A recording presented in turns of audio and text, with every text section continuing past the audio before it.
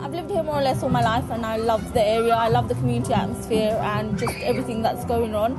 I think I've never had any problems here, and just the facilities around are perfect. Neighbours are very nice.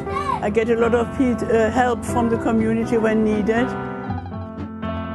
We're like a little family, you know, the community, we're like a little family. It's one of the places that I can call home. We see that people are trying to make a change, trying to make a difference in the area. I love the area to bits, but there are things that can improve. Yes, they're making things nicer on the top, but really no one's really happy because there are things that are being neglected.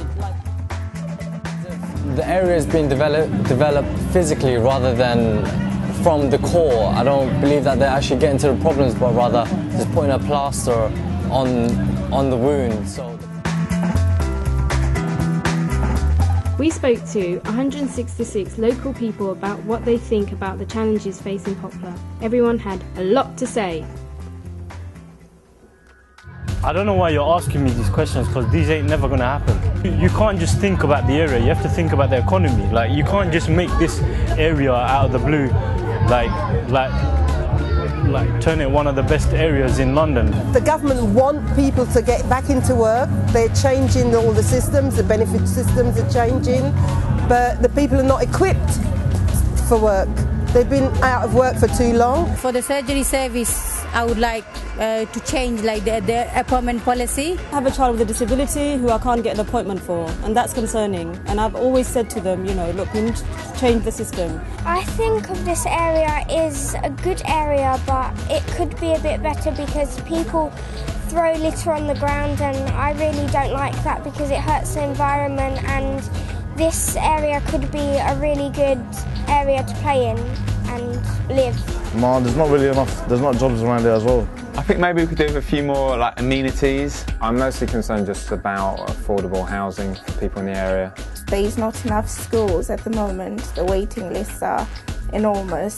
There is always some kids taking drugs. There's a lot of women who want to work, but they can't access childcare, they can't access information.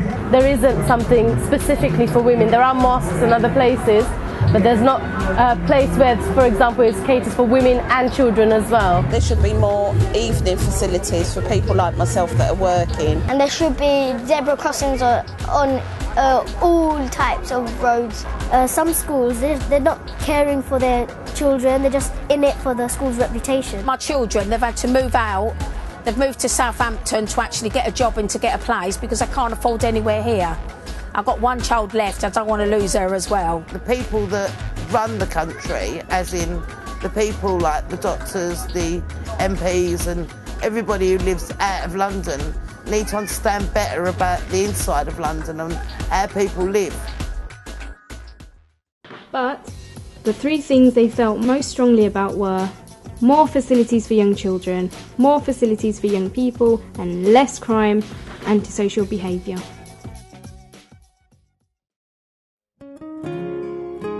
More activities for so children going out, they can meet at a certain point, secured with safe security and safe people.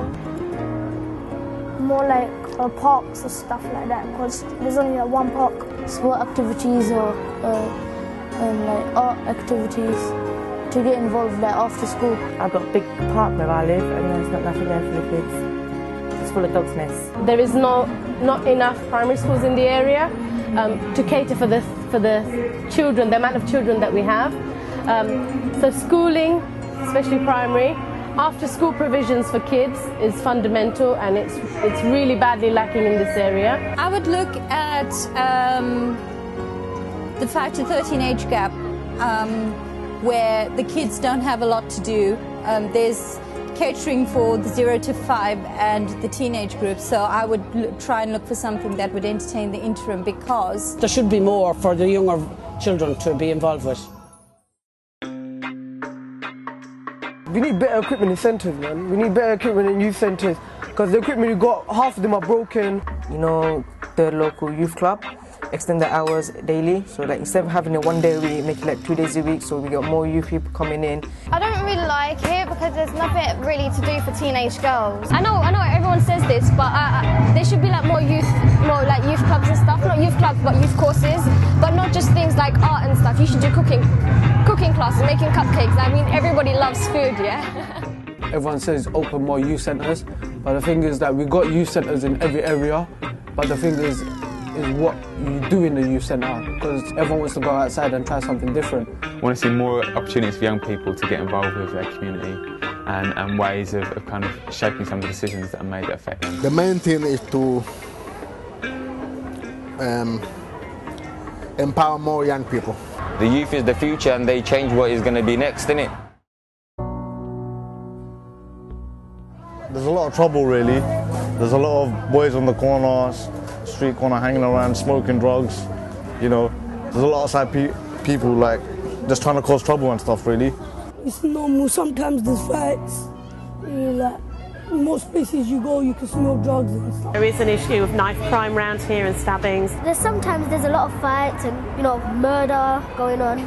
My next door neighbour got robbed once, and my mate, he got robbed too. Definitely, safety is a big issue. We have got lots of antisocial behaviour. If the community police had a better relationship with the people in the community, I think everybody would generally feel a lot more safer. You can't look at these people and just shrug them off or put them in a cage saying they're beasts. You have to resolve them. So it has to be more of a spiritual and cultural development rather than a judicial one. You know, people need to know what's right and what's wrong. At the end of it all, it was really interesting how many people told us they wanted the chance to get to know their neighbours better, to understand each other and be a more powerful community. And I'd like to see more community spirit, more community centres, more festivals like this where the community really comes together. Because everyone could get together and they could be friends, the whole community could come in. Respecting each other, listening to each other, thanking people when they do stuff. I think there's a lot of really nice people in the area, and I think it'd be nice to kind of hook up a bit more. So I'd hope that somehow we can get the youth from different areas, not to become enemies, but become friends, so that they can play together, live together as good neighbours, and do things together. When was the last time we even said hi to our neighbours? So I think a lot of work needs to be done around breaking barriers in terms of getting to know who your neighbour is, getting to know who lives down the road from you, getting to know what problems your neighbours are facing, and being able to support them and being a good neighbour and being a friend to them. Instead of having our separate cliques, we should all join up together, innit, and see what's better out there.